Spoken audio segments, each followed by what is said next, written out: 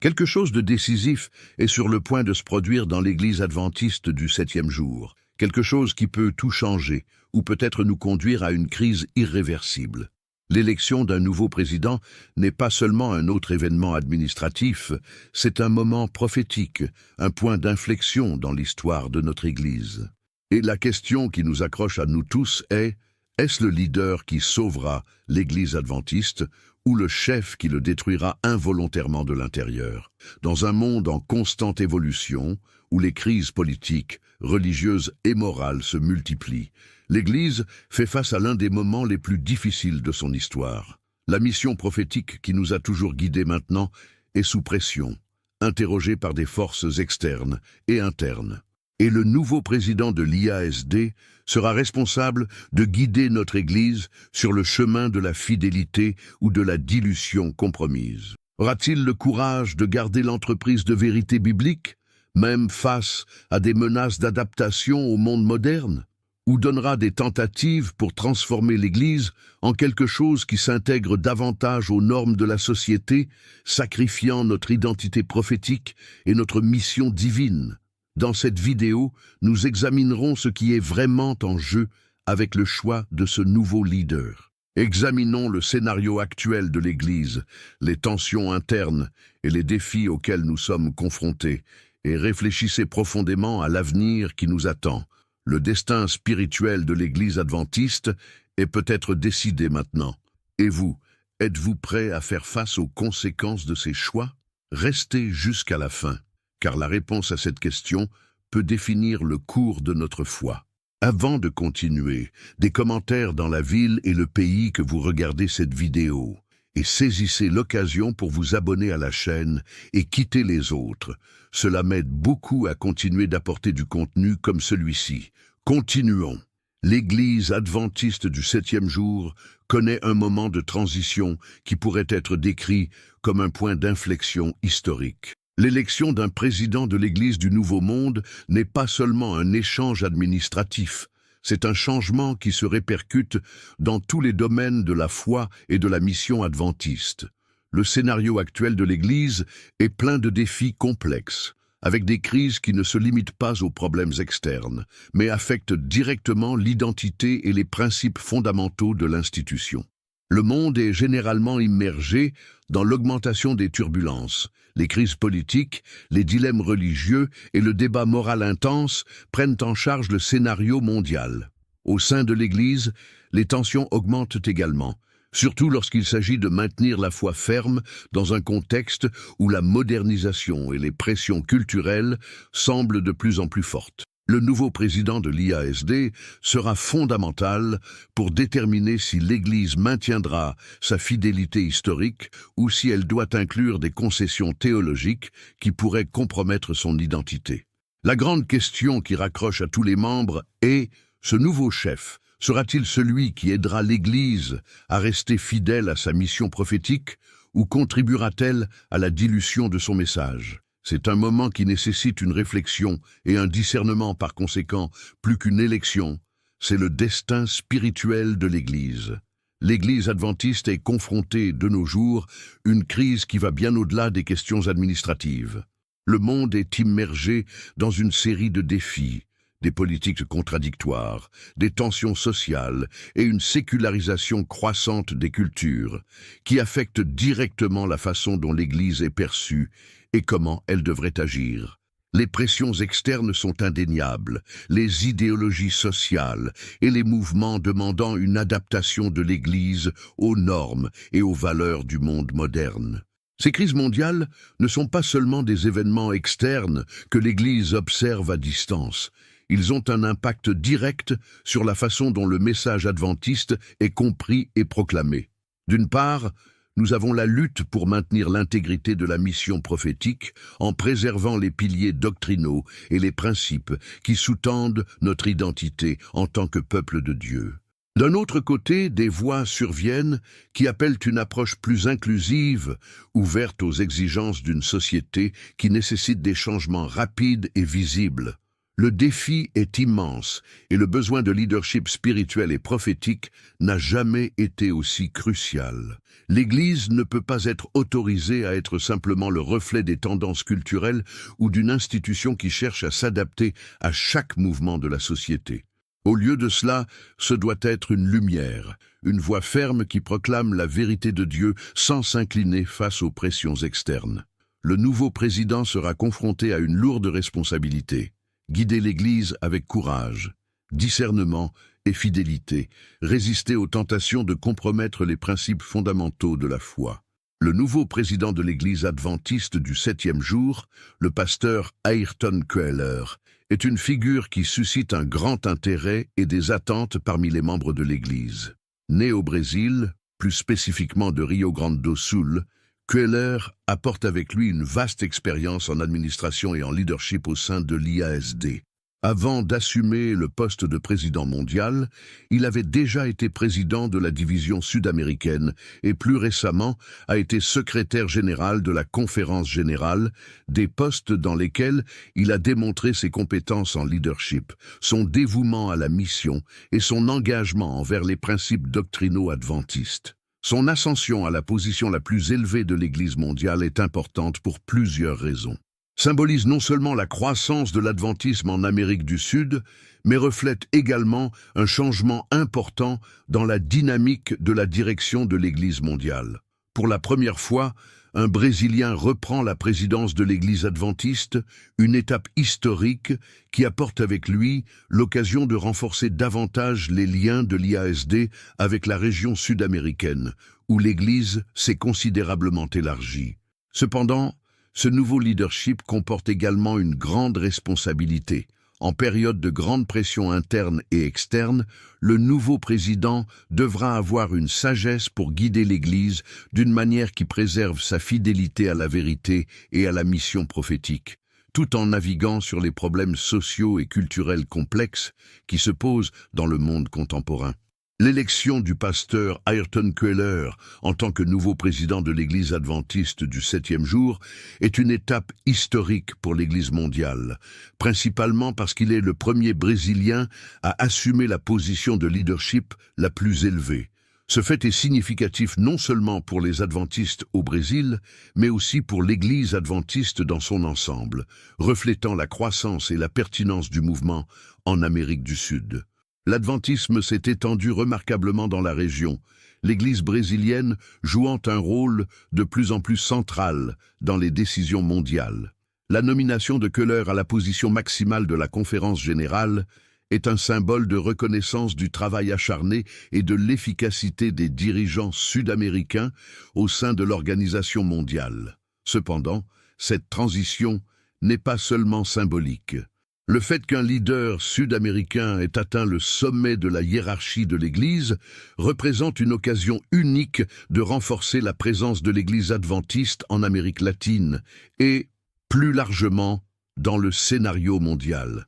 Cela crée une nouvelle dynamique de leadership avec une perspective régionalisée, mais aussi avec des défis mondiaux. En même temps, la responsabilité des directions spirituelles et doctrinales de l'Église n'a jamais été aussi grande. Le pasteur Koehler sera confronté à la pression du maintien de l'unité mondiale de l'Église, tout en tenant compte des besoins et des attentes des différentes régions du monde, qui ont souvent des défis uniques. L'Église adventiste du 7e jour connaît une période d'intense tension interne. La crise de l'identité semble se développer comme des propositions pour moderniser le message et adapter l'Église aux réalités sociales et culturelles du monde contemporain se multiplier. D'une part, nous avons des dirigeants et des membres fidèles à la vision traditionnelle de l'Église, qui préconisent la préservation des principes fondamentaux qui ont toujours orienté vers l'IASD, comme l'autorité de l'Écriture, l'importance de la prophétie, et la nécessité de préparer le retour du Christ. D'un autre côté, il y a des courants au sein de l'Église qui préconisent la mise à jour des méthodes d'évangélisation, le changement dans la façon dont le message est présenté, et même l'examen de certains principes doctrinaux tels que le rôle de la santé, la sainteté du sabbat et l'approche du mariage et de la moralité. Ce contraste des visions génère un environnement d'incertitude et, dans certains cas, la polarisation.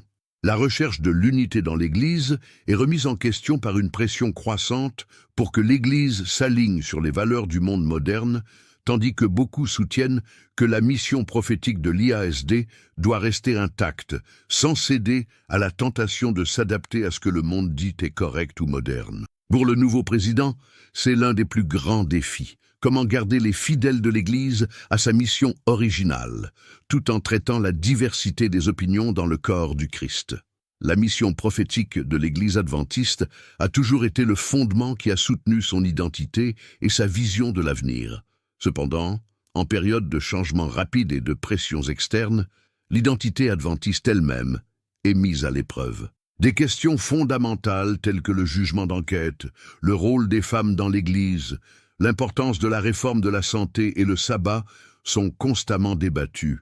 La pertinence du message du troisième ange, qui a toujours été au cœur de l'Église adventiste, est interrogée à un moment où de nombreuses confessions recherchent une compréhension plus œcuménique et diluée de leur doctrine.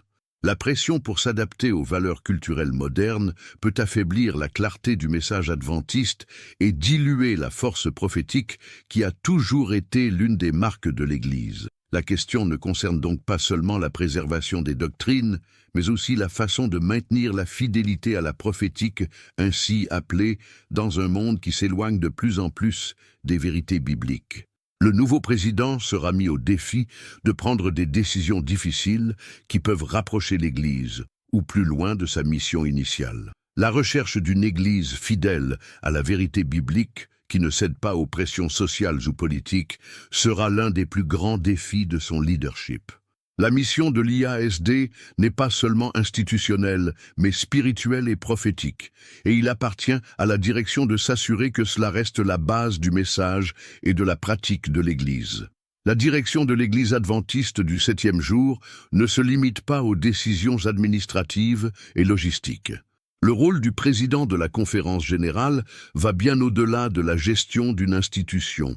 Il est responsable de la direction spirituelle de l'Église, guidant les membres dans la préservation de la foi et dans l'expérience des principes bibliques.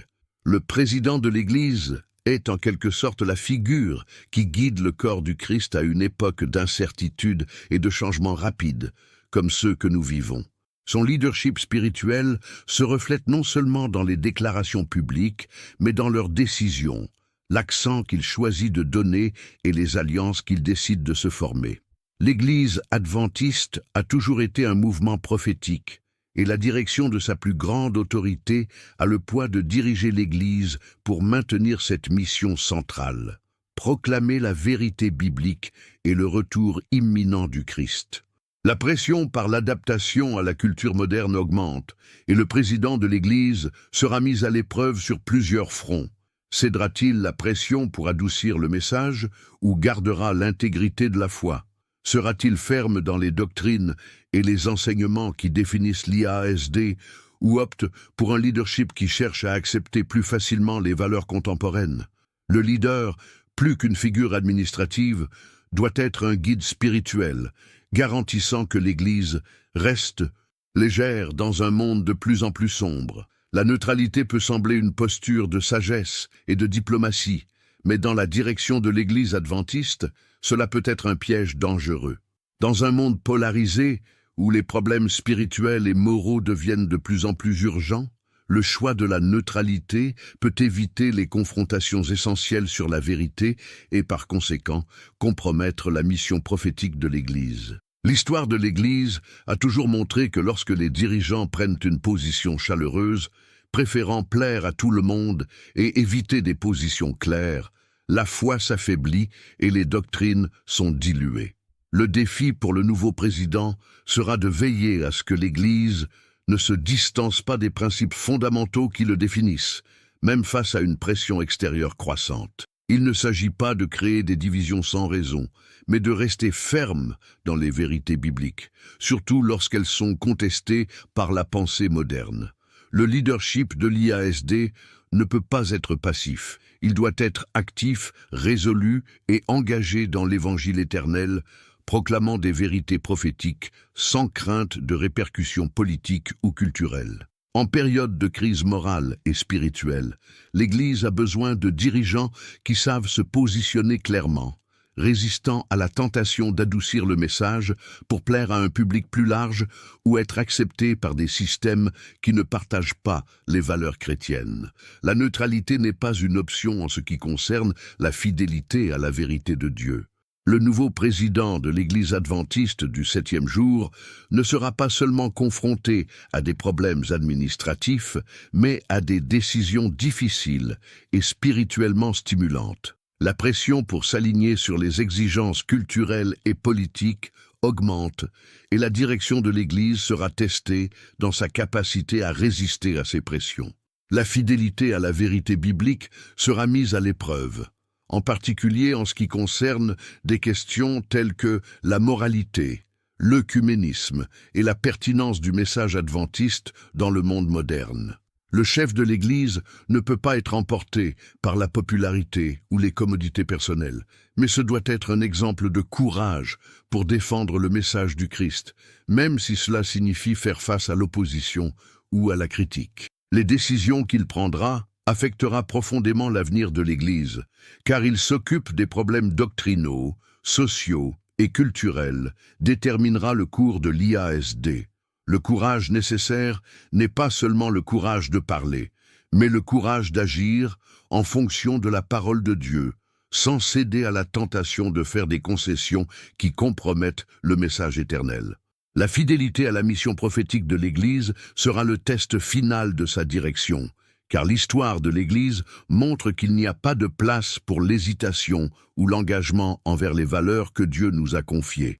Bien que le rôle de leadership soit crucial, la responsabilité personnelle de chaque membre de l'Église ne peut pas être oubliée. La fidélité de l'Église adventiste dépend non seulement de ses dirigeants, mais de chacun de nous en tant qu'individus engagés dans la vérité biblique. L'Église, en tant que corps du Christ, dépend des membres qui restent fermes dans la foi, quels que soient les choix faits par le leadership. La mission prophétique de l'Église est notre responsabilité collective et personnelle.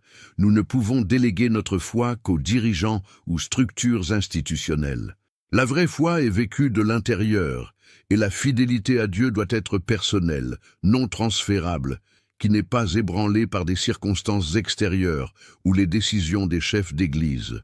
Le nouveau président peut guider la direction de l'Église, mais la responsabilité de rester fidèle à la vérité est quelque chose que chaque membre doit prendre au sérieux. La réflexion finale apporte un appel. Sommes-nous prêts à garder notre foi ferme, même si les dirigeants de l'Église prennent des instructions qui testent nos convictions? La fidélité à la parole de Dieu est quelque chose que nous devons protéger avec la vigilance, se souvenant toujours qu'en période d'incertitude, l'Église peut échouer, mais la vérité de Dieu restera inébranlable. Maintenant que vous avez réfléchi au choix que nous allons nous poser en tant qu'Église, la question qui ne veut pas faire taire est: quel sera l'avenir de l'Église adventiste du 7e jour? Le nouveau président a le pouvoir de diriger cette Église plus près de la vérité et de la fidélité ou, malheureusement, d'un chemin qui peut affaiblir notre mission prophétique.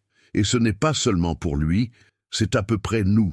Chaque membre de l'Église, chacun de nous, a un rôle vital à jouer à ce moment décisif. La vraie question n'est pas seulement si le nouveau président prendra les bonnes décisions. La question est: êtes-vous prêt à rester ferme en fait, quelle que soit la direction que prend le leadership? Sa foi, son engagement envers la parole de Dieu et sa fidélité à la mission ne dépendent pas de qui est en tête, mais sa décision personnelle de rester ferme dans la vérité biblique. Si cette vidéo a touché votre cœur, partagez avec d'autres frères et sœurs qui ont besoin de comprendre la gravité de ce moment. La mission de l'Église n'est pas seulement de ses dirigeants, mais de nous tous comme un corps de Christ. Votre soutien, votre réflexion et vos actions peuvent aider à diffuser ce message à plus de personnes, afin que nous puissions continuer à proclamer la vérité de Dieu dans un monde qui en est de plus en plus éloigné. Si vous ne l'avez pas encore fait, comme cette vidéo, cela nous aide à atteindre plus de personnes avec ce message urgent. Abonnez-vous à la chaîne et activez la cloche afin de ne pas perdre de contenu qui renforce votre foi et vous donner les outils dont vous avez besoin pour vivre avec le discernement dans le temps que nous sommes. Laissez vos commentaires ci-dessous. Nous voulons entendre ce que vous pensez de tout cela. Votre opinion est importante pour cette conversation car ensemble, nous sommes plus forts dans la vérité. Soyez fermes dans la parole, continuez dans la prière et n'oubliez jamais, la fidélité à la vérité est notre plus grande mission. Jusqu'à la prochaine vidéo.